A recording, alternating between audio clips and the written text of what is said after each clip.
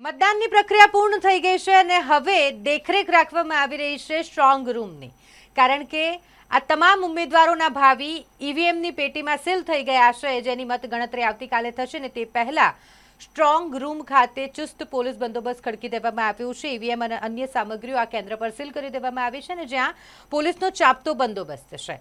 આવતીકાલે સવારે 9 વાગ્યાથી મતગણતરી શરૂ થશે। પોલિટેકનિક ખાતે વોર્ડ નંબર 1 થી લઈ અને વોર્ડ નંબર 19 સુધીના તમામ જે મતગણતરી છે તેની પ્રક્રિયા શરૂ થશે। 900 થી વધુ કર્મચારીઓ અને અધિકારીઓ કાઉન્ટિંગની પ્રક્રિયામાં જોડાશે।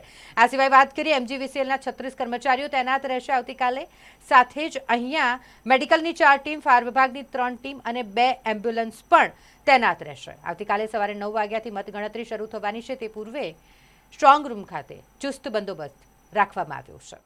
આવતીકાલે મતગણતરી યોજાશે। અત્યારે હું પોલિટેકનિક ખાતે ઉપસ્થિત છું ને અત્યારે આપ મારી પાછળ જે દ્રશ્યમાં જોઈ રહ્યા છો કે અહીંયા તમામ જે તૈયારીઓ છે તે શરૂ કરી દેવામાં આવી છે। આવતીકાલે સવારે 9 વાગ્યાથી મતગણતરી શરૂ થશે। જે રીતના વડોદરા શહેર તેમજ ગુજરાતભરમાં જે શાંતિપ્રિય માહોલમાં મતદાન પ્રક્રિયા પૂર્ણ થતાની સાથે જ અત્યારે જે રીતના આપ દ્રશ્ય જોઈ રહ્યા છો પોલિટેકનિક ખાતે જે પોલીસનો ચુસ્ત બંદોબસ્ત સાથે મતગણતરી આવતીકાલે હાથ ધરવામાં આવશે। સ્ટ્રોંગ રૂમ ખાતે અત્યારે પોલીસનો ચુસ્ત બંદોબસ્ત છે તે જોવા મળી રહ્યો છે।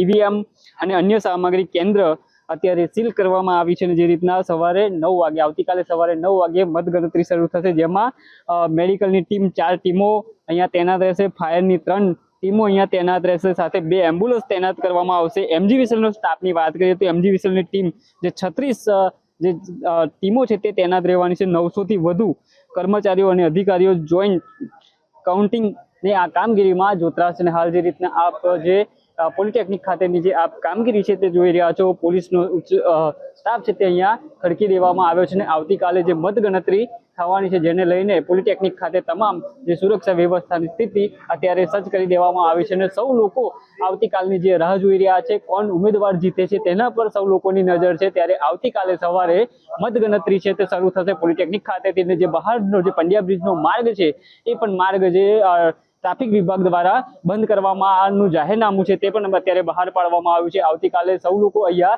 એકઠા થશે અને જે મોટી સંખ્યામાં જે લોકો ઉમેદવારો સાથે સમર્થકો સાથે અહીંયા પહોંચે છે અને જે મતગણતરી છે તે હાથ ધરવામાં આવશે।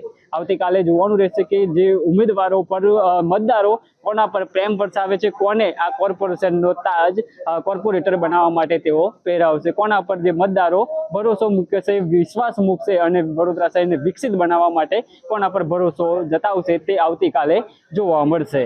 કેમેરા સહયોગી સાથે હું રવિ સિંધાસ, સ્પાર્ક ટુડે ન્યૂઝ, વડોદરા।